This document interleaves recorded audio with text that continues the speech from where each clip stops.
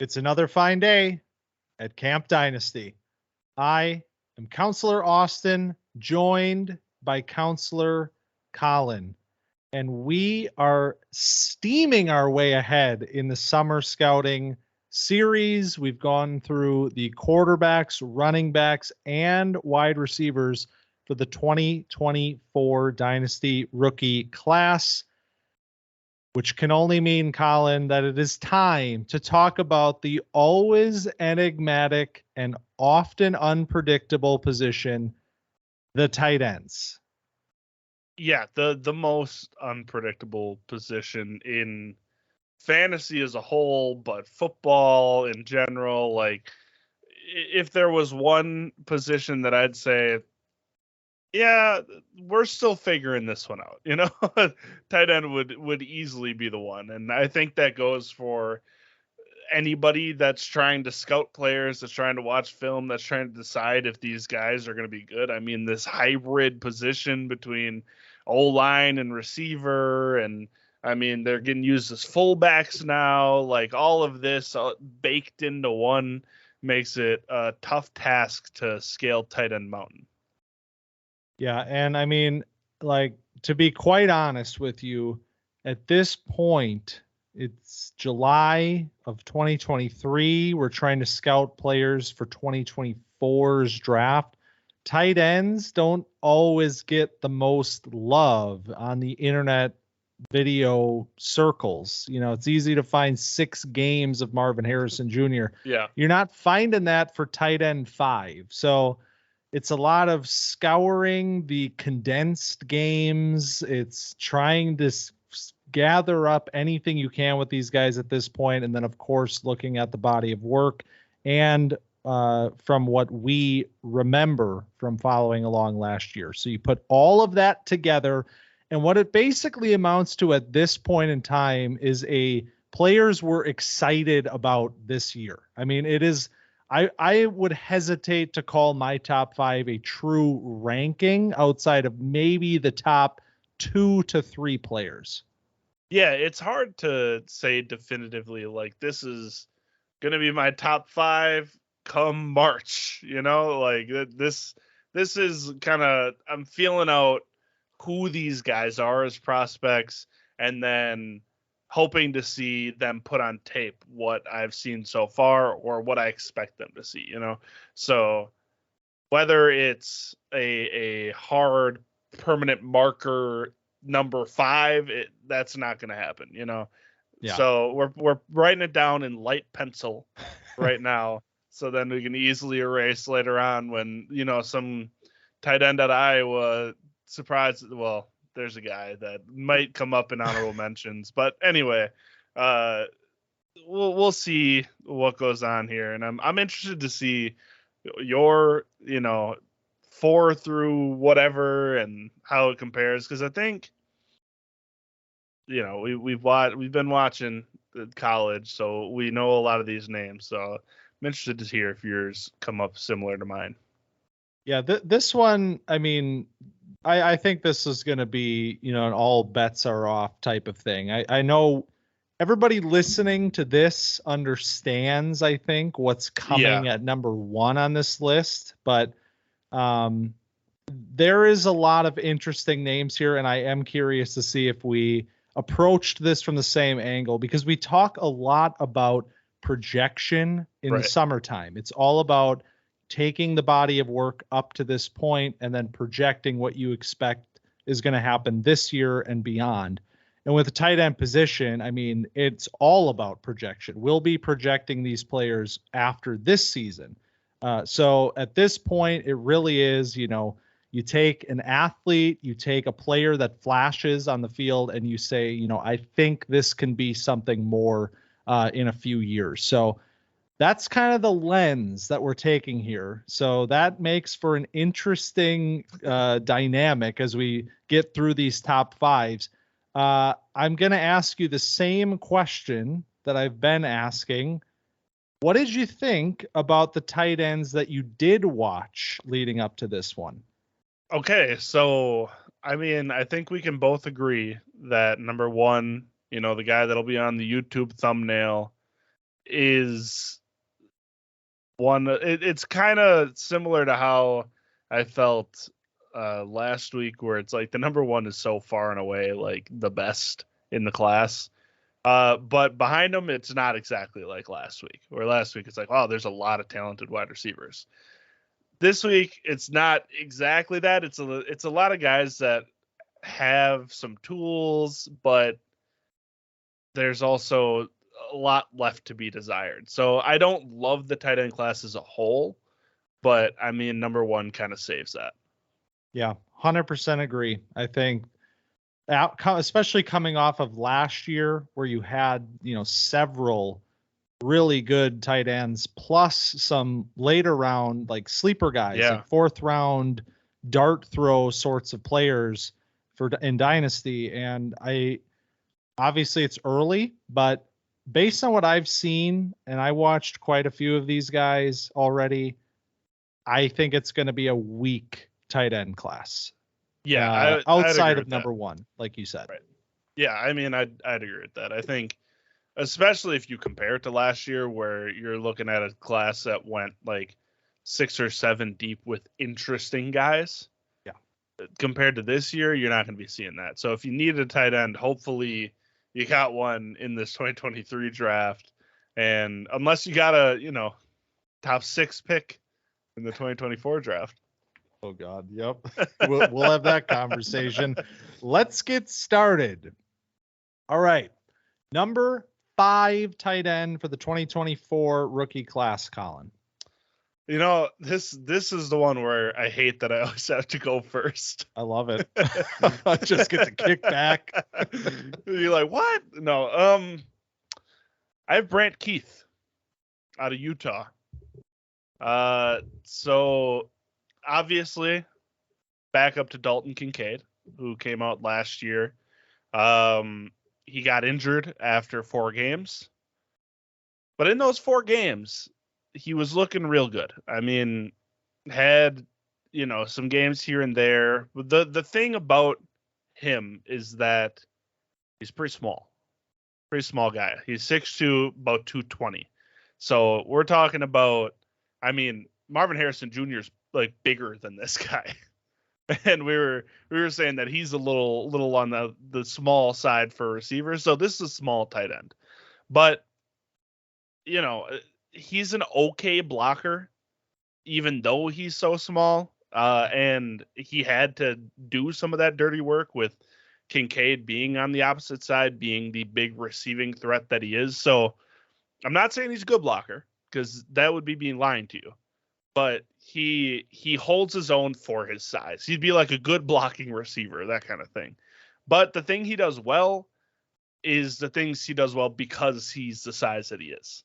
So before I get too deep into it, do you have him on your list? I do not have him on my list. Okay. So he's quick, he's fast, and he's good after the catch, which is all attributed to his size because he gets matched up against linebackers a lot, and he's getting matched up against the secondary coverage because the primary coverage is on Kincaid, and then he just gets whatever's left over. So that can all attribute to how good he looked, because he's getting the second string middle linebacker covering him, or it's just he's really nice. He runs crisp routes, and he's got the foot speed, and he's light on his feet, and he's got good hands. So I just liked what I saw, and I'd love to see more. Now he is pretty old. With the injury last year, he's going to be in his 6th year with Utah. So he's an old prospect, but with tight ends, I don't worry about that as much because, the position's so finicky as well. You almost want a more developed body, a more developed mind in the position. Yeah, so for me, the size with the age kind of put him on my, I pushed him to the side. Mm-hmm. And especially because I want to understand will he try to get to the NFL as a receiver? Will he, is he going to try to add weight? There's a lot of questions right now. So yeah, I didn't watch him. I did not watch him. But yeah, exciting. Once again, we're in this position where I now have somebody to watch coming out of this episode. So let's hear your number 5. All right. God, moment of truth. Here we go. My number 5 is Bryson Nesbit from North Carolina. Do you have him on your list? Did you watch him? I don't have him on my list. I'm interested to hear what's going on here. Okay. So Bryson Nesbit is a pure move tight end, pure slot tight end. I mean, right now, so for reference, he is 6'4", 235, I believe is 6'5", 235 is the official listing. So he's tall and he's long, but he's a little light, and he really doesn't offer you anything as a blocker right now. Nothing serious, nothing that you can project to the NFL level. Like, this guy can hang as a blocker. He is consistently overpowered. He doesn't really position his hands well at all. There's a long path for him, which is why I think you just stick him in the slot, and that's what he is. It's Dynasty. It's fantasy. I'm interested in the pass catching, so I'm not too concerned with that. If a team wants to roll the dice on this player, why would they do that? Because the word here is potential. This player, in fairly limited action, shows you a lot as a pass catcher. Last year, he had 35 catches for 507 yards and 4 touchdowns. You know, we're watching Drake May. We were watching Josh Downs last year. Every now and then you see big number 18 make an appearance, and you kind of say like, oh, okay. Well, that leads into, you know, a 500-yard season in only his second year. He was a 4-star recruit in 2021, tight end 12 in the class. Very fluid athlete. I mean, obviously at 235, it's a little bit easier, but even at that size, you can tell, you know, he is athletic. He can get out of his breaks fairly well. And he flashes ability at the catch point. He is the sort of guy, he's 7 for 12 on contested targets.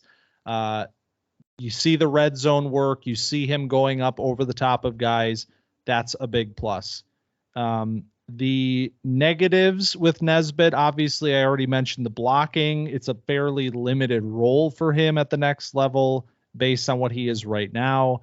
Also, his hands, while he is good at the catch point in contested situations, he did have 3 drops on only 50 targets last year. And it's not glaring, but I think the percentage is a little bit higher than you'd want to see. So potentially some growth there. And then obviously, because this almost goes without saying for most of these sorts of players, the routes are developing. So it's not obviously a finished product here with that either, but he's a athletic slot tight end that had 2.23 yards per route run last year, which was one of the top in the entire country for a tight end. So I think there's some untapped potential with Nesbit here, with a bigger workload that should be incoming.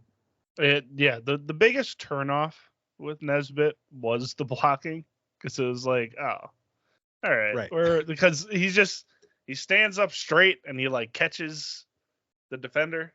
It's like, yeah.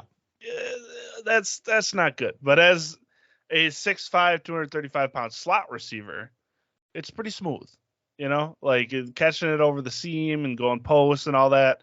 It's a little reminiscent of like an underdeveloped version of Luke Musgrave, what he was last year, where Musgrave was, you know, this tall, lanky player that could outrun linebackers or safeties if you put them on them, and then, you know, use those long limbs to create the separation, get the catch radius. So I'm interested because, I mean, Drake May is losing Josh Downs, who was his number one target, so he's going to have to redistribute that wealth. And so if Nesbit is a part of their plan going into next year, then, I mean, you could see him jump up these rankings. So I can see the logic in putting him at 5 and then seeing where he goes here and just keeping an eye on him all year. And he's a young player because he's only a junior. So that's all very nice. And it feels like he needs to almost like it feels like he just hit a growth spurt.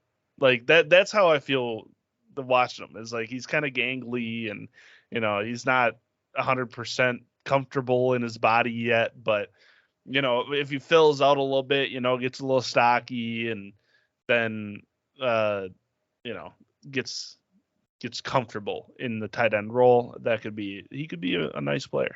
Yeah, it really is the epitome of a player that is still very much in a developmental phase, both physically and with his game and in his own offense. I mean, there are so many moving parts with Nesbit, but it's the sort of guy that you sit here now and you say, okay, if they target him, if he's on the field more, if he's getting more targets, if Drake May is leaning on him, I think if he can capitalize on that situation, I think we're talking about him in this sort of a way come the end of the season.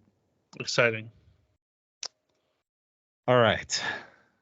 So number 4 in this class, Collin. Number 4 in this class, Collin, is Ja'Tavion Sanders out of Texas. Do you have him on your list? I do have him on the list. Okay. He is higher. Okay. So Ja'Tavion Sanders, this player we watched a lot last year because we were watching Texas a lot. We'll be watching them a lot this year too. You know, we had Bijan last year, obviously was must-see television. Opened my eyes to DeMarvion Overshown. And then this year, you got Quinn Ewers, you got Ja'Tavion Sanders, you got Worthy. So we are looking at a interesting Texas team. And he is an interesting cog in this offense. Number 0, first of all, love it. The numbers might not matter to some people. Matters to me. Matters to me because it's important stuff, man. It really is. It's a numbers game. So Ja'Tavion Sanders, he's a bigger tight end. He's not huge, but he's 6'4", 250. So that's a solid size. I saw a so-so blocker. You know, he doesn't feel like he holds his spot well. He's like he's sitting back. And he's never like pushing a guy off the spot, no matter who he's blocking, whether it's a linebacker, safety, corner, like every once in a while, maybe. But on the majority of plays, it feels like he's just trying to hold it down. It's almost like a pass block thing, even on run blocks, because they ran him across on a lot of inside zone and trap stuff where he would come across and crack that D end. He's never making headway on that block. So that concerned me a good amount because, I mean, he is unlike a guy like Bryson Nesbit. He is a bigger, thicker guy that should be able to move people off their spot and should be a better blocker. And then his routes felt a little lazy to me. So that's why I kept him a little lower. I thought he was going to be higher on my list because it's a name I'm familiar with and it's a guy that I liked and seemed to show up quite a bit in the Texas games, but I was a little cooler on him. So I'm interested to hear where he's at for you and how you feel about him. Yeah, no, I think I have him at number 2. Ooh, all right. I have him at number 2, but I'm not surprised that you have him lower. And to be quite honest with you, it's more a product of the class that he's at number 2 for me, because there are I think, like you said, we came out of college football last year and, this player had some big time flashes last year. And you come into this process thinking like, this guy's a stud, he's not on the same level as our top guy here, but he should be, he should be number 2. And what happened for me was that I watched him and I kind of sat there and said, really? This was it? But you go through the rest of the list, man, and you just don't find any players that have the skeleton that he has. So, I mean, this one for me really is all about, what do you project this player to become? Can he develop his very raw game right now into something that matches the physical tools that he has? And if he can do that, he has everything really that you're looking for to become a sort of great tight end, or at least an above average tight end at the NFL level. But it's a scary one. It is a scary one. This player is, I kept coming back to when I was watching him, and I kept saying to myself, this is going to be the tight end that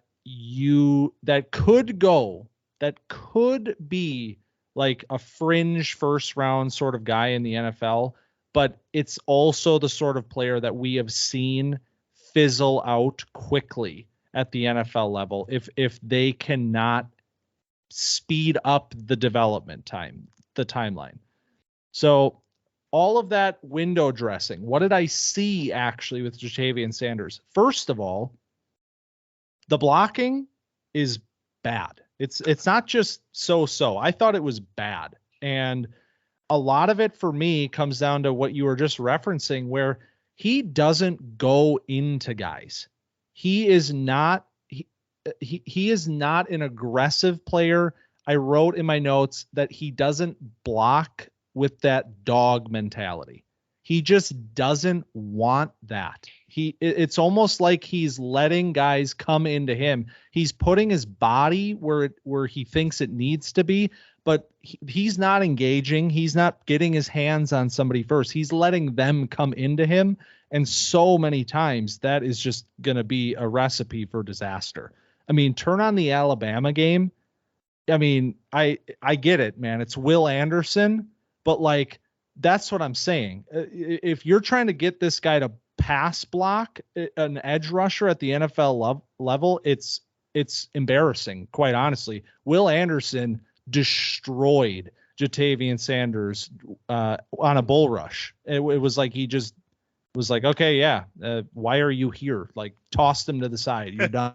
Like, it was very, very suspect for me. So imagine what Bijan's stats could have been if Ja'Tavion Sanders was a good run blocker on those inside zone and the trap plays where he was coming across. If he actually could move a guy off his spot, man, Bijan could add 4,000 yards.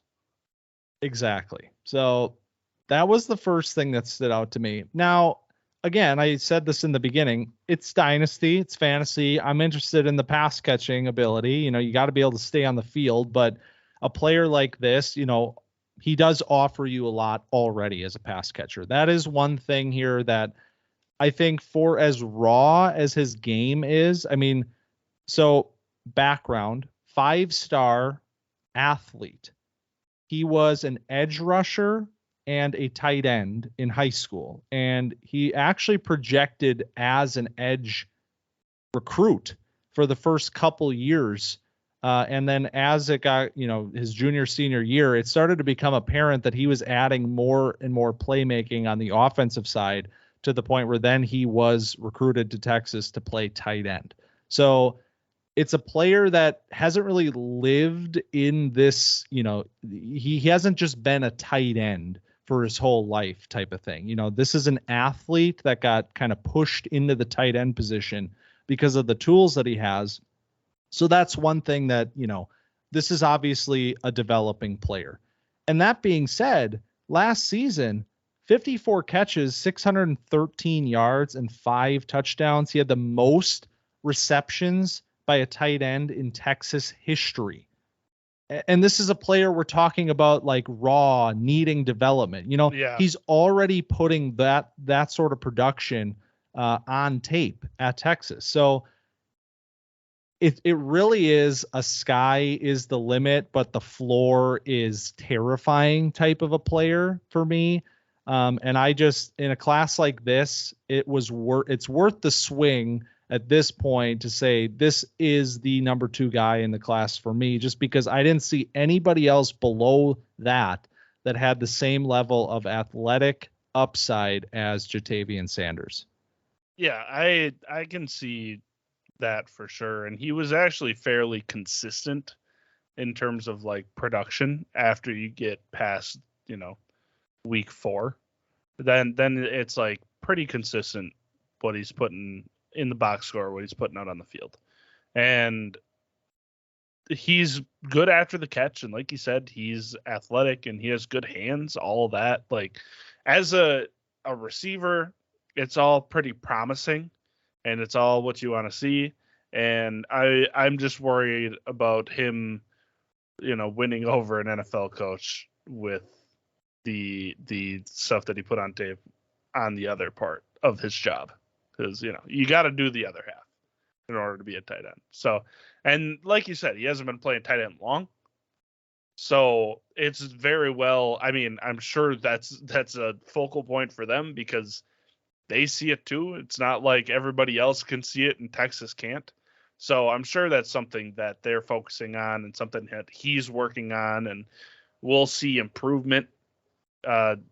So if we see some sizable improvement, he very well could jump up this list because, I mean, like you said, you could take your pick with these guys. After one, it's all kind of, pick your poison. Who do you like? What do you like? What kind of traits are you looking for? What interests you? And Jatavian Sanders very well could be your type.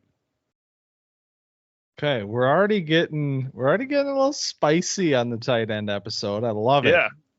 Now I'm really curious, actually, because I'm curious. Based on your comments before we started, I don't think we have the same 2 and 3. It doesn't sound like it. Okay, yeah. Well, why don't I just tell you who my number 4 tight end is? My number 4 tight end is Erick All from Iowa. There it is. Transfer, but he is at tight end U as of now. So who is Erick All? He was lost my notes. He was a 4-star recruit, tight end 13 in 2019, committed to Michigan and was there for 4 years, but missed nearly all of 2022 due to, quote, life-changing back/spinal surgery. There's no information as to what that means, what the condition was, if it was an injury, if it was a pre-existing condition. There's no info on the webs. All it says is that he had the surgery. He missed the rest of the year after, I believe it was week 3, and he is cleared to play football this year at Iowa, as far as I could tell. He also left Michigan in a very sort of cryptic fashion with a series of tweets where he implied that people at Michigan are not what they appear to be, or something along those lines. There's a lot of weirdness that comes into 2023 with Erick All. Now, that being said, actually, I want to check. You don't have him on the list. Top 5. No. Did you watch him? I watched a bit, but not much. Once I saw that he had a life-altering back injury, I kind of just took him off my list. See, there's a lot of qualifiers here. Like, I could take this guy off my list because of this.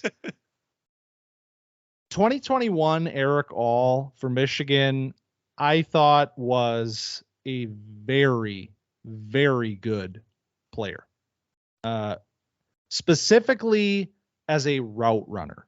I think this was the player after number 1, you get into this cluster of, athletes and other, players that have, put up big stat lines, whatever. You're digging through all this stuff.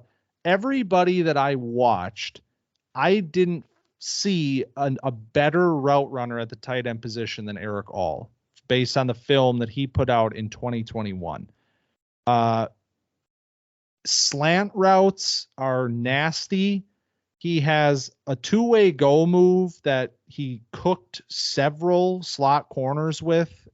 I mean, he has a hesitation move off the stem, and they just get lost. And he shows the ability to break either way effectively. He can snap it off really well and work that sort of, 5 to 10 yard range with just precision over and over and over again. He can also threaten the seam, but it's not something that he does often. And he's also not in my opinion, based on what I saw, I don't think he's like an exceptional athlete. So he doesn't really work down the field too much. And I don't know that he has the ability to do that consistently at the NFL level. So what I came away thinking with Erick All is high floor, probably low ceiling tight end at the NFL level. The question mark when you say high floor is there might be a large looming medical red flag that could completely disqualify him come draft time. So based on that, and based on the fact that he is now a bit of an older player, he'll be 24 by the time he's drafted. That knocks him down a little bit as well. But if you're talking about pure technician, pure technique as a route runner, as a tight end, I thought Erick All was one of the best in the class. Good frame. Like you said, very nice in and out of his breaks. And probably, again, like you said, one of the best in the class, if not the best in the class. And you also see somebody like Darnell Washington, who's physically gifted, who's, a freak athlete, and not as maybe technically sound as Erick All, but I'd say a better prospect in general. Free fall on the draft board because of a red flag knee issue. So I temper my expectations with someone, especially with a back injury and a tight end that is just a career killer. I know we don't know details, but the small details that we do have, the adjectives that are used with the reports are bad. So that is just going to be something that I am going to stay away from, because I assume NFL teams are going to stay away from it. So I'm just going to follow suit there and be a little cautious with that one. And we'll see. I mean, if he can put up a full season this year and look good and look healthy, and, maybe that's enough to sort of quiet that, potential black cloud that is kind of hanging over his NFL evaluation right now. But again, we have no idea at this point, and it's summer, so we're taking swings. That's what I'm saying. I like that. Number 3 on your list, Colin. Okay, we're getting interesting here. Okay. Because, I mean, our 4 and 5 aren't the same. My number 4 is your number 2. I have a guy that's near and dear to my heart at number 3. It's Jaheim Bell. Knew it. Yeah. So we're back on the Jaheim Bell train. And did he have a good season last year? No, he didn't. I'll save you guys the trouble. He had 235 receiving yards. But in his defense, the whole team stunk. So it was pretty ugly all around with that Gamecocks team, and Spencer Rattler, he was pretty gross to watch. So they also he ran the ball too much, like way too much for a guy that is supposed to be a tight end. I mean, 74 carries for 257 rushing yards and 3 rushing touchdowns. He was playing a lot of fullback. So they said before the season, they're like, we're going to use this guy like Deebo Samuel. And then, I mean, if being Deebo Samuel means you both catch the ball and run the ball, yes, technically you did use him like Deebo Samuel, but you also have to be like creative with your play calling. You know, Kyle Shanahan, good coach, good play caller. This bozo, not so much. So Jaheim Bell transfers to Florida State. He's now a Seminole. And that is a team we have our eyes on. I mean, we talked about him a decent amount this year. So is he a good blocker? No. Also no. But what can he bring to an offense? He can run the ball, obviously. You know, that's all they wanted to do with him at South Carolina. But he's also, you know, the reason they want to give him the ball is because he's so good after the catch. You know, he is, I think, the second best guy after the catch in this class. He has the speed. I mean, he breaks tackles. He makes guys miss. He's a fine route runner. It's not great, but it's not, you know, the worst I've seen. And he can make contested catches. He's 6'3", 232, 235. So he's not a huge player, but that allows him to be a little more fluid.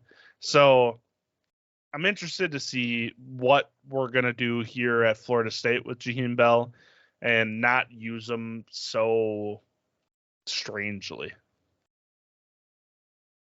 This is a player that we talked about heading into last season as a potential prospect because of his playmaking ability at the tight end position. And then you referenced, of course, the quote from last summer where South Carolina saw Deebo Samuel in this player, and we're going to use him all over the place.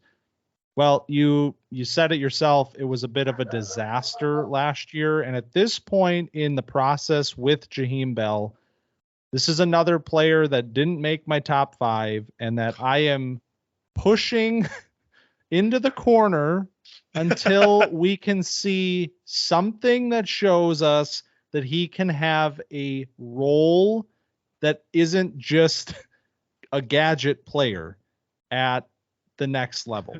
Because I'm hopeful that the transfer to Florida State, we will get to see him used in a better, ideally way.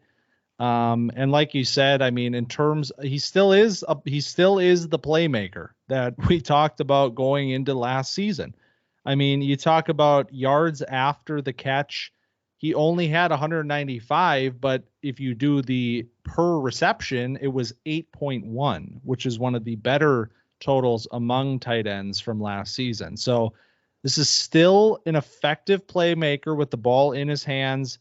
I don't, the rushing thing, like, will he be, a fullback? I don't think so, because like you said, he's not really a blocker either. I mean, he had a 40 run block grade from PFF last year. I mean, this is such a weird player that I was like ready to go to battle for going into last year, but now I'm just terrified. I'm like, I'm not ready for the Jaheim Bell experience quite yet. I'm suiting up for battle. I'm in. I loved this player last year. I still love the player because he's the same player.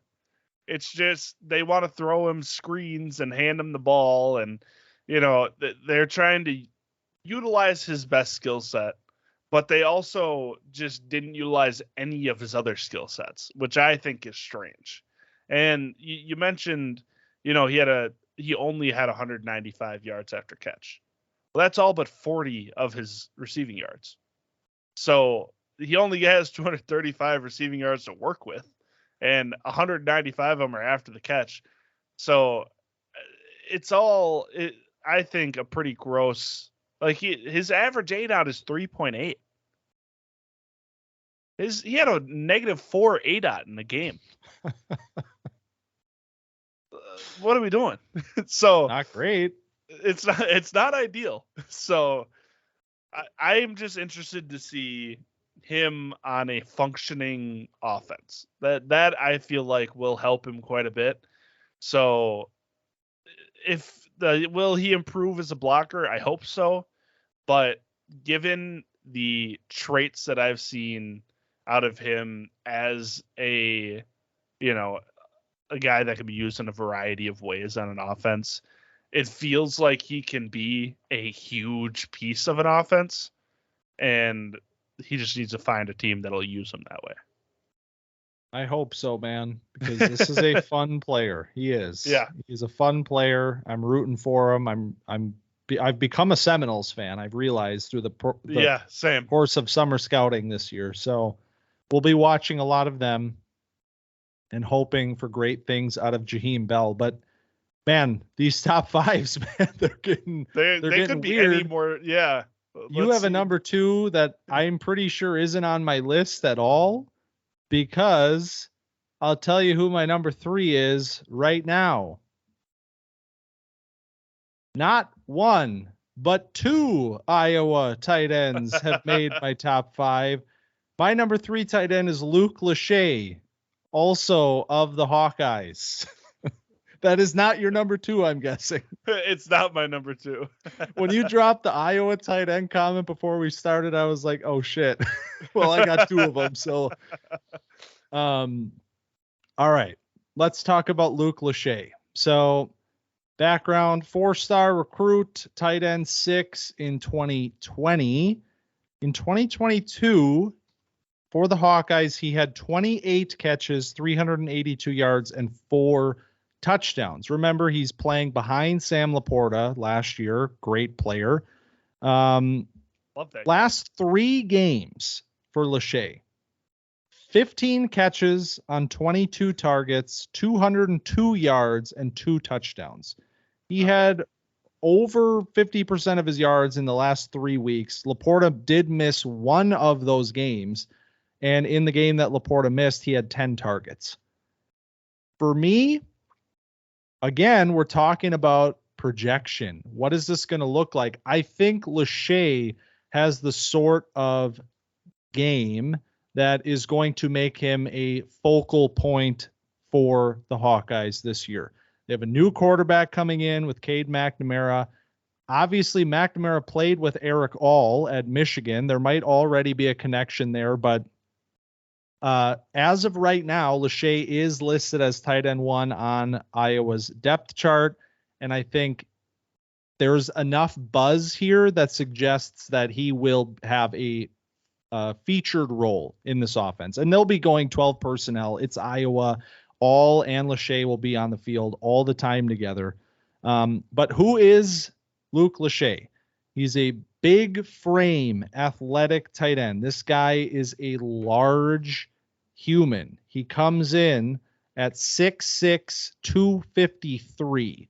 So, he's not quite that 260, 265 of like a Michael Mayer sort of a build, but he does fit more into that. He's not quite a lanky tight end. He has a bit of a stockier, more filled out build. And despite that, he is a very fluid athlete. There is not a ton of routes on tape from Luke Lachey last year, but in what you can find, he's a very fluid mover who can do a few things after the catch as well. He's very strong. He can, guys will be hanging off of him. He has a play, I believe it's against Nebraska, where he has like 2 or 3 defenders on him at the 5-yard line, and he carries himself into the end zone for a touchdown. I mean, for me, it really was, I watched this player in limited action and thought about what is this going to look like this year without Sam Laporta. And I really think this could be a huge year for Luke Lachey, and he's going to put himself in a conversation that maybe he's not quite in as of right now. Luke Lachey, this is a good bet from you, because It's an Iowa tight end. It's a big frame, and this is TEU. Unfortunately, if you go in, on YouTube, which everybody has access to, go youtube.com. We'll talk you through it. Go Luke Lachey, Lachey. You'll see his basketball highlights are 10 times the length of his football highlights. So that is a little bit concerned. No, he's a good ball player, and there's just not a lot out there that I could watch. So I couldn't form an opinion strong enough to put him up here. Like, I have a star by his name because, he's the prototypical size. He's at the school. You see the Nebraska play that you mentioned. It's like gets you fired up, and it's that kind of tight end that breaks tackles and has good hands and all of that. But I couldn't get myself there with a strong enough opinion to like put him. I up at number 3 because you have Jaheim Sanders is number 2. So put him at number 3. But I think, it's a smart bet to see him go into that, at tight end 1 spot with Laporta leaving, and go check out the high school basketball highlights. They are pretty sick. I mean, he's got good touch. He lifts up pretty well. He can put it down. He's strong in the post. He does a lot of good things. Broad shoulders, and he looks a lot bigger now at Iowa than he did in this, basketball tape. So, multi-sport athlete, you gotta love. Boom. I mean, I do have to say too. I know, it's. So I was going in because I was impressed with Lachey, and I didn't want to watch the basketball highlights. I was like, who are you as a tight end? I was watching, Iowa, Nebraska, Iowa, Minnesota, like the condensed games that they put up, just like trying to get any 85 routes, any blocks out of Lachey that I possibly could. And I got to tell you, man, blocking, he improved a lot over the course of the year as a blocker as well. And that was something where I think you see his frame and you think, okay, this guy should be able to hold his own as a blocker. And there were just times where he looked a little bit lost. He wasn't really engaging blocks in the way that you were hoping to see from him. But by the end of the year, during that 3-game stretch where his pass catching ability came to life, his blocking also came alive a little bit. And, PFF has him graded. I think his last 3 games were his highest graded run blocking weeks of the season. But, you put on the film as well, and he's sealing off runs, big plays for Iowa. I mean, he was instrumental in some of the bigger runs that they had. And so you see a lot of growth out of him in both areas through the season. It's a very exciting player that carried a lot of momentum into this 2023 season. So maybe he's not at number 3 in terms of the tape that he has put out yet, but man, I think in terms of guys that I'm just excited to see what they can be this year, Lachey is near the top of that list for tight ends, certainly. I mean, very fundamentally sound. He's a really good passer out of the post. I mean, the jump shot is really impressive. He gets out on the break well for a big guy. Very fluid mover.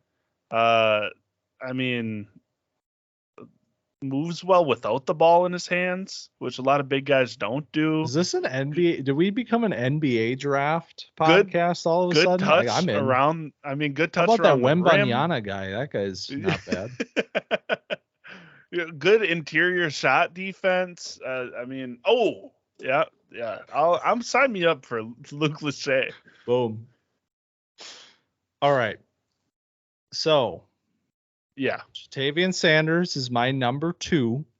So right. I only have 1 player left, and you have a number 2 player left. I do. And my number 2 is not on your list. Right. It's Cade Stover. Curious. Cade Stover? Out of Ohio State. Yeah. Okay. Oh, wow. Oh, that's cold right there. Yeah. No, go ahead. I would like to hear it. Okay. Cade Stover. So Was I blown away by Cade Stover? I can't say I was, but he is a sound player. And that is more or less what I'm looking for out of a tight end is, can you block? Can you catch the ball? And can you run after the catch? And Cade Stover does two of those things really well. Run after the catch, it's fine. There's a lot of times he's not making the first guy miss. And ideally, with a guy that's 6'4", almost 260, you want to be shedding those DB tackles pretty easily. And it doesn't seem like that happens a lot with Stover. Every once in a while, you'll see a flash and they'll be like, oh, where did this come from? Do that every time. But again, that just doesn't show up very often. So he just feels like a very safe player to me. It feels like a high floor kind of player. It feels like someone that is a solid route runner that can block and is good on second reaction plays, which is pretty important for a tight end. He's a safety blanket kind of guy. So all of this, leads me to a conclusion where it's like, all right, I took my Jaheim Bell, which is my playmaking freak, Jatavion Sanders, a guy that has all the tools, but maybe isn't a good blocker. And then, my top two guys are more well-rounded, sound guys. My second guy, much less than my first guy. But, Stover, he's not a supreme athlete. That's for sure. But I think he does everything pretty well. I think we saw him basically the same. It's just the fact that we came to different conclusions. Well, yeah. Yes. I saw him as a very limited fantasy ceiling player. Okay. I think I saw him the same. Good blocker, safety valve sort of a guy, low ceiling, athlete, but very sound all around guy. To me, that just screams, your number 2 tight end, in the NFL. This is a guy that you're going to get in on your run sets and he's going to help out and he'll occasionally be able to catch passes every now and then. But for me, it was more about, what do I see you as in terms of a fantasy ceiling, as a receiving ceiling in the NFL? And to be quite honest, I think Cade Stover is one of the more well-rounded tight ends in the group. And you're talking about, there are only so many of these athletic, home run swing tight ends that are going to end this year in this conversation. I think you do end up seeing that Cade Stover is a top 5 tight end in this class. But in terms of fantasy, I wasn't in love with his game, and maybe he'll show us a little bit more because last year was his first real action, and 36 catches, 406 yards and 5 touchdowns. That's not a bad stat line for a guy who, is good blocker and has all of those elements to his game. So if we can see more of that out of him this year and it becomes easier to project him as a volume pass catcher in the NFL, then yeah, he's definitely a top 5 tight end for me for Dynasty in this class. Yeah, I think, he's like the 4th or 5th target on this Ohio State team, and he's going to continue to be. And that's not necessarily because he's bad. It has to do a lot with the wide receiver room. Yeah, it's not bad, right? Yeah. Did we just talk about it last week? It's okay. At worst, it's okay, Yeah. So Stover, he feels like he shows up in the big moments. He's there. He's doing his thing. He's available, and he's going to be drafted by a team that needs a tight end, which is, at the end of the day, what I'm going to care about is he's probably going to be, as of now, one of the top 3 tight ends off the board in the NFL draft, because obviously our number 1 guy will probably go round 1. And then after that, who knows? So Stover has all of the fittings to play on an NFL team. And then it's just a matter of what system is he going to be in? Is he going to get targets? All that. But that's a question, in my opinion, for a later date. For me, it's, can you get drafted in the top 3 rounds in the NFL? And then what team is going to, how are you going to be used? Because I think he has the ability to, get in the end zone. I mean, how many tight ends are relevant in the NFL? We could get into that discussion later, but with somebody that has all of the little things that don't need to be tuned up, where a lot of these guys do, that a lot of these guys need to figure out how to block, they need to be better route runners, questionable hands, who knows about their role.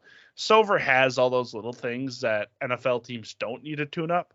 And so it'll be an easier plug and play for Stover. So you'll be able to at least get on the field, and then we'll see what goes on after that.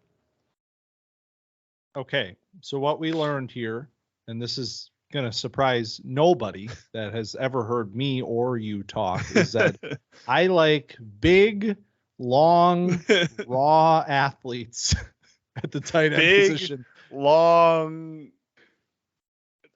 Anyway. Well, yeah, there's okay. Well, yeah, right, we could go there, but and you like shorter, stockier, good blockers, and with pass catching upside.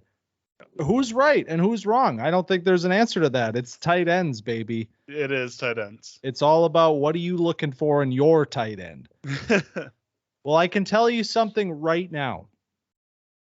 No matter what you are looking for in your tight end, the number 1 player on this list has it.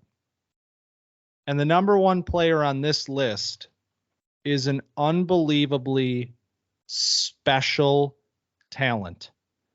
Did you have the same experience watching Brock Bowers that I did? I sat down and I was like, all right, I'm not going to watch Brock Bowers first, because I did this last year where I would watch who I knew my number 1 player is first, just to get my notes down. And then you go like down the list and you check off all the other guys. So it was like, you'd watch Bijan first, you'd watch Jackson first, you'd watch Will Anderson first. And then everybody else kind of looks bad in comparison. This time I saved Brock Bowers for last to take my notes on him.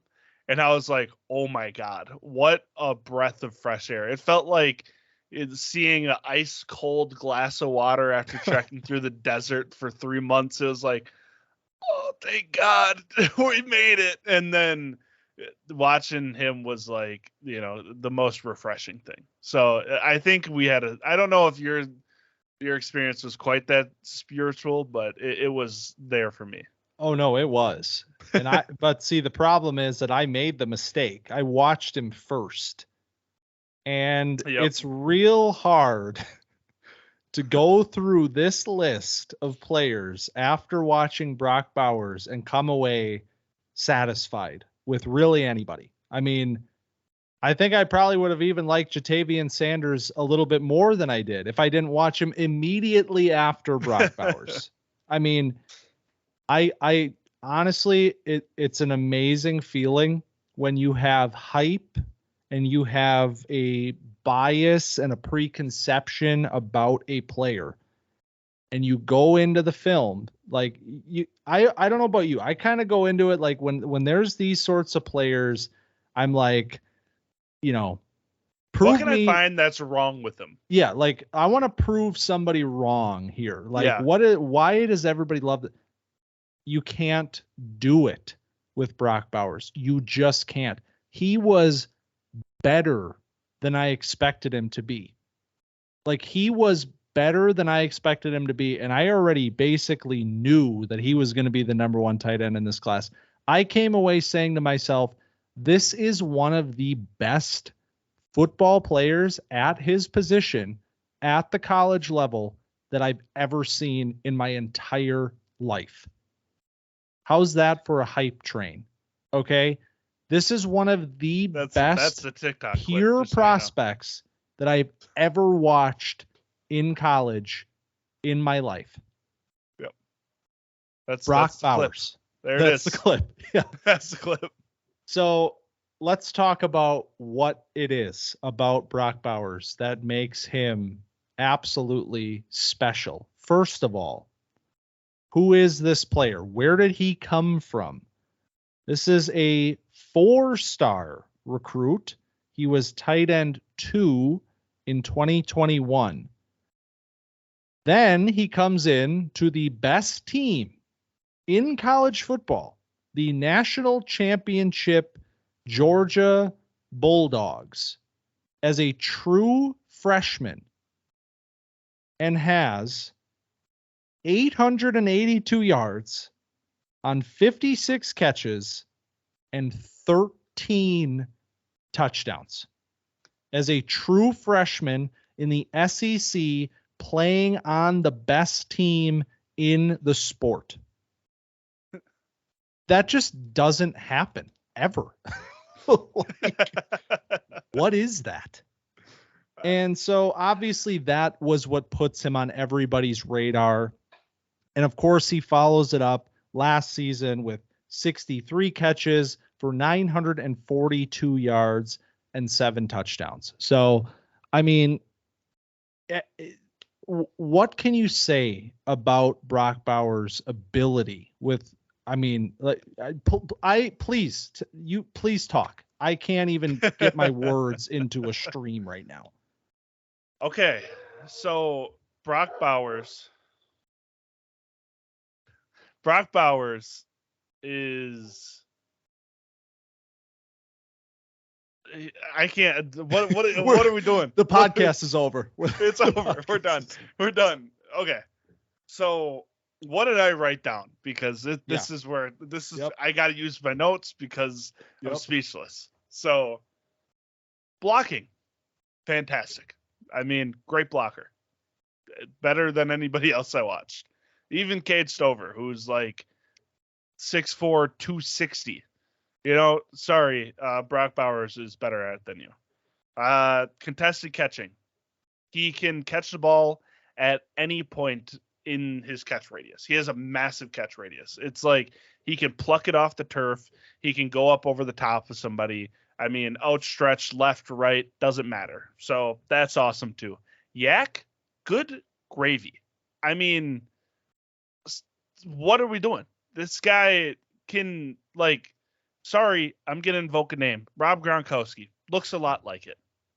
He's like, the way he sticks his leg in the ground and just changes directions. Goodbye. Sorry about it. And they like hand him the ball off and he's just burning people. What's going on? Why is he that fast and that powerful so all of this adds up to, I mean, easily the best tight end that I've watched in the last 2 years. He would have easily been like a mid-first round pick in 2023. I'd say that with all conviction. You'd have probably gone over. I mean, I can't even, when you go talk about like Will McDonald going to the Jets, Brock Bowers easily take him over him. Yeah, he would have, no doubt he's the top pass catcher drafted last year. Yeah. No doubt about that. I think he pushes top 10 as a true sophomore. I can't believe how good he is just off the line of scrimmage as a tight end. It's like, if he's getting pressed, see ya. What is like, so what are the flaws in the game? Don't know. I honestly, I'm in a tough position where like I want to say the thing and I'm scared to, but he feels like a bust-proof kind of prospect. And so since it's a tight end, now he's going to be a bust. Right. Exactly. Yeah. I mean, so, okay. Agree with everything you said. I mean, extraordinary athlete at the tight end position. I mean, it's out of this world. When you, I mean, because you watch these guys And you kind of have to remind yourself that you're not watching wide receivers. Like when they're not really crisp out of their cuts and they're not really like snapping their routes off well, it's like, okay, yeah, you're like 250 pounds. Like it's fine. That was fine. Brock Bowers, I mean, okay, yeah, he's a little bit smaller, 6'4", 230, but he moves like a player that's like 190 pounds. You got to remind yourself that he is a tight end. Right. And like a real one, he's not like a gimmick tight end, like, Harold Perkins out of LSU, the linebacker. Brock Bowers made him his bitch when they played in the SEC championship game a few times where he just manhandled him. That's a good linebacker. That's a linebacker that's going to be going in the 2024 draft. One type of player in a couple of years. Yeah, we'll be talking about him. So that and then he goes out and he does these just amazing things as a receiver. Yeah, I don't understand it. I don't understand how he can move in the ways that he moves. I mean, you talk about planting in the open field. It's lightning. It's just, he sticks it and he is just gone. And it's like, there is no way to defend that. I mean, you need, if you're trying to cover this guy with safeties or, I mean, God forbid, linebackers, like there is no possible way that any of those players are going to be able to hang with him. It's just not possible. He's only, we talk about size with tight ends and, 6'4", 230 is on the smaller side. He completely erases it because of his athleticism. You talk about him at the catch point, absolutely dominant player, 13 contested catches on 17 opportunities. That is unbelievably like four missed catches in contested situations. And it's because he can just leap. I mean, he's 6'4". He's getting up over anybody with his this vertical is going to be just absurd. It's going to be absurd. Great strength, despite the smaller frame, 230. The strength is great. There's a clip. He's carrying 4 guys down the field for like 10 yards in one of the games. I didn't write down which one it was, but he's got 4 tacklers draped on him and he just carries them down the middle of the field for like 10 yards. And the yards after catch thing, just to hammer that home, he led all tight ends in yards after catch in both years that he's played college football. As a true freshman, as a true sophomore, he has led college football tight ends in yards after the catch. Nobody can touch him from the second he walked onto campus in terms of what he can do with the ball in his hands. And you talk about how do we find a weakness with this player? And the only thing that I can even think to talk about here is the fact that he is such an amazing athlete, and they know that just getting the ball into his hands is a recipe for big time success. So what do you see a lot on his film? End arounds, run plays, seam routes where like nobody's touching him. I think the only thing that maybe you could sit here today and say is the way that he's used in college football is not exactly the way that you're going to use him at the NFL level. So if we can see more of the sorts of routes that he's going to need to run, and I have no concerns. I have absolutely zero concerns that he can do anything you ask of him. But that's going to be the thing this year, where if they can expand the way that they're using him and get him into some more situations that it's easier to say, okay, that's what he's going to do in the NFL, and he is the best at that too. That's the only thing right now that I can think to say. Yeah, I think that's totally fair. And this is good offense though. Like, oh yeah, no, totally. I know you don't disagree with that. I'm just saying, like, we talked about how Jaheim Bell was used and how that was like a travesty. This is like a real put together offense with like play calling and sequencing and all that. And they just use Brock Bowers as like, who do we want getting the ball? We're putting him in that spot. Like it's regardless of position, it's regardless of, anything. It's like, hey, this end around, it's going to Brock Bowers. It's not going to our running back. It's not going to our wide receiver on a reverse. No, it's going to Brock Bowers. They run it reminded me of the Packers in their prime with Rodgers and Devontae, where it would just be like a check and it'd be like, I'm just throwing you the ball, go win, go beat the DBs because you're better than them. And they would just go there about 6 yards out. Bennett would just throw it to Brock Bowers and Brock Bowers just go make people miss. It's like, what are they going to do to get their best player the football? That's the play they're running for him. So he plays the X, he plays the Z, he plays the F, he plays the Y. I mean, it's all there. Everything is there. So, I mean, is that going to be his role in the NFL? Unlikely. I mean, it's Travis Kelce's role. I mean, he doesn't carry the ball, but he does all the other stuff. But that's a 1-of-1.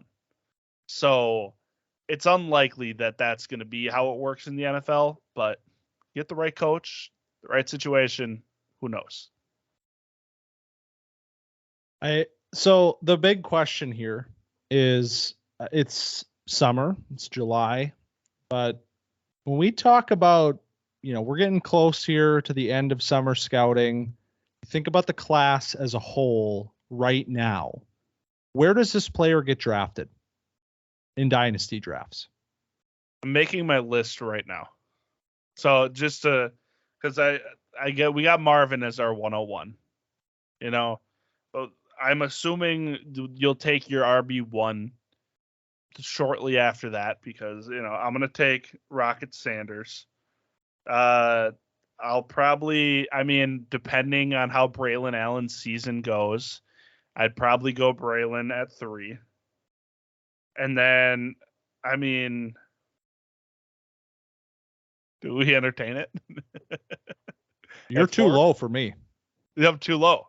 You're too low already for me. I'd say 4 is where I'm like, that's where I can start to entertain it. I mean, at this point in time, based on what I've seen, he's number 2. Kyle Pitts had an ADP of 2. Fair. That's fair. There's a precedent here. And there's also an argument that you could make that he's prospect. Even better. That's the 4th overall pick in the NFL and a number 2 ADP in Dynasty as a tight end. Brock Bowers is going, no doubt, like undeniably, he's going top 10 in the NFL draft and probably not near 10.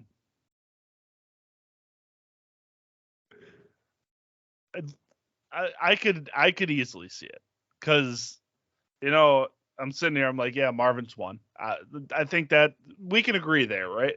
Yes, I agree with that. And then I feel like I almost feel required to go running back 2, but I think you're right. I think that by the time the draft comes around, there's not going to be a player you're more certain about. Take the best player. Yeah. Take the best player. And I like this running back class. I do. And I think they are going to answer questions that we have this season. That's going to make it even more apparent that this is a good running back class. But right now, the top end of this running back class, for me, is nowhere near the level of talent that Brock Bowers has.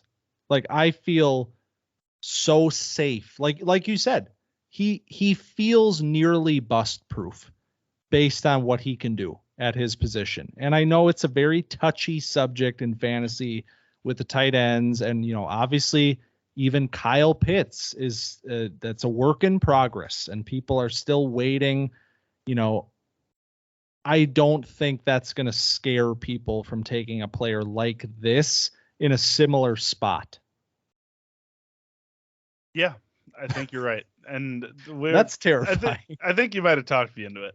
Because, I mean, watching this player is different than watching any of the running backs.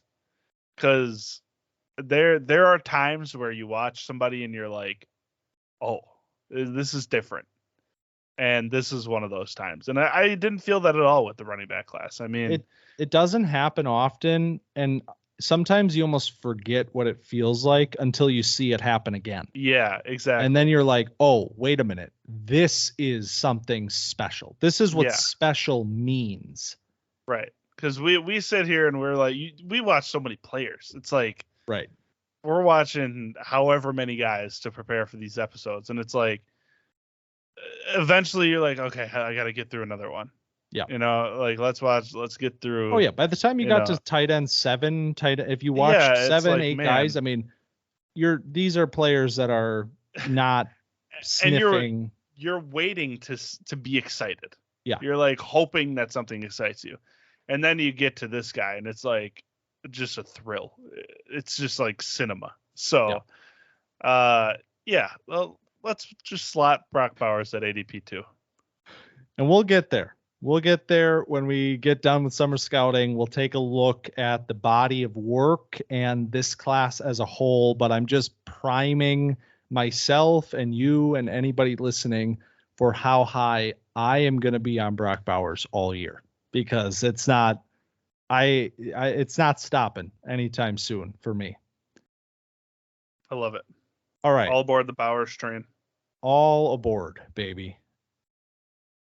It's going to be difficult, much in the same sense as if you watch Brock Bowers and then you try to watch players 6, 7, 8 on this list, you will be very disappointed. But I will transition us at this point to honorable mentions, because the class itself maybe is weaker, but there were still a couple of guys that I think deserve shout outs on my end. What about you? I think you mentioned most of mine in your top 5. Gavin Bartholomew is the only one that I was kind of interested out of Pitt. He's 6'5", 255. He's a bigger guy. Good hands. He's a solid blocker. I obviously didn't love him, didn't make the top 5, but it's just a player that I'm interested to watch because he's a good size and a good mover. For me, Cade Stover would have been amongst players that I talked about here, but outside of that, there are 2 guys that I am very interested in seeing how this season goes for them. First of all is Theo Johnson from Penn State. 6'6", 260, former top-ish recruit, has a bit of a pedigree there, and you can see that he's an athlete on the field.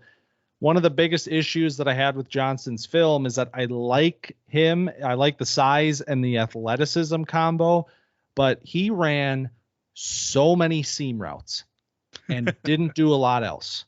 And he sure wins in the seam, man. Like he can make those plays, but outside of that, it was a bit limited. I'd like to see his role expanded. Obviously, Brenton Strange, now in the NFL, leaves room here for Theo Johnson to kind of take hold of that tight end 1 spot there.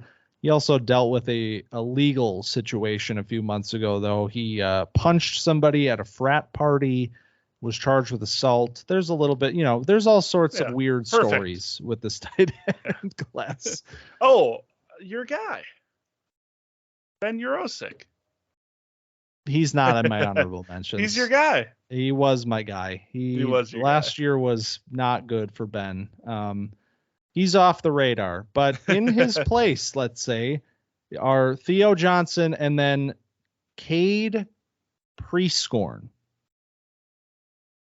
Who is Cade Prieskorn? See, I'm going to continue this trajectory of throwing up a half court shot every episode so far. Yeah. So the thing about Prieskorn is that, and I really hope I'm saying that right. I think I am, but Caden Prieskorn is a tight end at Ole Miss right now. He is a transfer from Memphis. He absolutely dominated at Memphis last year. And it was an interesting story because after the season, there was talks he could declare, but he decided he's going to come back. He had unfinished business at Memphis. And then I think he found out that his name was a little bit more valuable than he maybe even thought it was. And after, being very persistent that he wasn't leaving Memphis, he transfers to Ole Miss and to the SEC. And then he comes out and says, yeah, I'm going to go play SEC football. I'm going to go show what I have at this level. So I think he is looking to make a name for himself here. And I think that staff, Lane Kiffin and company, really are going to use this player effectively, because we've seen tight ends in this offense do big things before. And I think this player has the dual threat nature. This is another bigger player, 6'6", 255, good blocker, good with the ball in his hands after the catch. Obviously another one of these guys where you're like, yeah, the routes are just so. He's not really, a snappy athlete, but he's a big man and he can move. And I think he has some money to make this year at Ole Miss. So those were two players, bigger athletic types, shocking, that I am interested in for this year. All right, I got our last two. We'll just cover every tight end. Yeah, everyone that'll be drafted this year. Well, maybe not be drafted, because we got Erick Gilbert. I wasn't gonna do it. I know you weren't. I was waiting to see if you would, so Erick Gilbert is transferring to Nebraska. If you weren't with us last season on Camp Dynasty, he was in the tops of the, who are we watching coming next year? You can say it. He was my tight end one going into the season last year. I wasn't going to say it. And also name police. I did find out it is Erick Gilbert. Oh, all right. Name police. All right. Erick Gilbert transferred to Nebraska after his glorious stint at LSU. So it's just a name to watch. He's a very athletic player. He's 6'5", 255. He's had a lot of off-field issues. He's had on-field issues because he hasn't been very good when he's played. So that is somebody. And then a player that's actually a real player is Keon Zipperer out of Florida. He is somebody that popped up on Anthony Richardson's tape last year for me. That was kind of interesting. He's number 9 on that offense. If you're tuning into Anthony Richardson's highlights in the offseason, you'll see a little bit of Zipperer, and he makes a few plays. He's decent after the catch. He's a little small. He's only 6'1", but he's about 250, so it makes up for it a little bit. So yeah, that's what I got for my honorable mentions is Erick Gilbert, who I don't actually think is a real player to be. What if he was, though? Yes, it's kind of like the Michael Thomas thing, where Michael Thomas has just like disappeared off the face of the planet. But Erick Gilbert has not been an All-Pro. And then Keon Zipperer, who is a real player confirmed, who might not be that good this year because Florida does not have the most athletic quarterback of all time running their offense, who's going to be a top 5 pick, but is an interesting player with the ball in his hands. And there it is. Tight ends 2024, capped by one of the best we've ever seen, and then a big mess after that, depending on what you're looking for. I mean, such is the tight end position. This is the first time in like Camp Dynasty ranking his episode history that we've just had completely different rankings. I love it.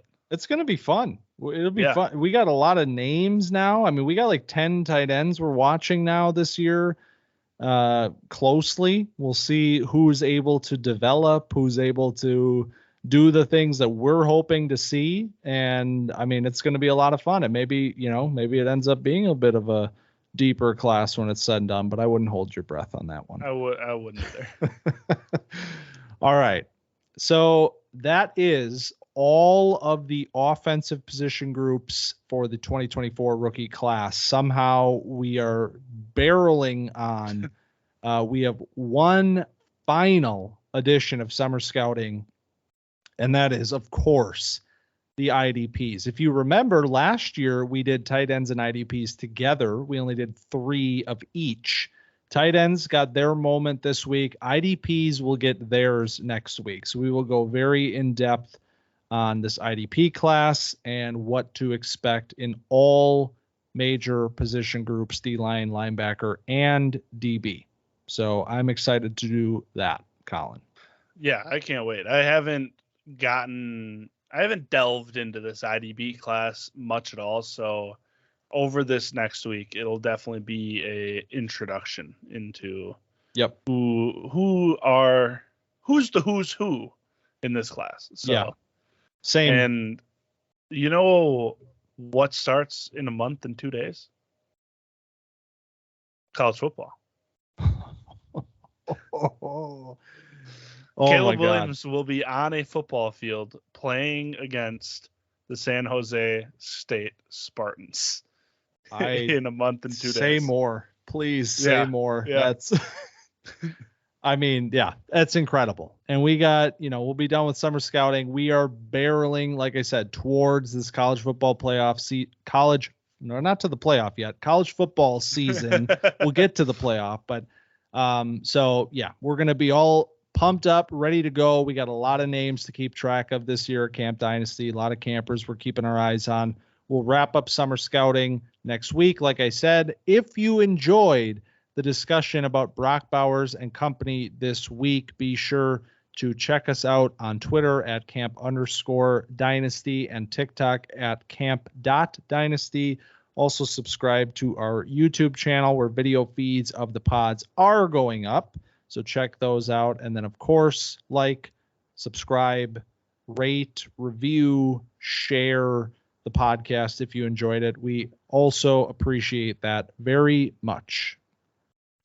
Please do. Please do all the things. And we appreciate all of the love on the YouTube that we've been getting.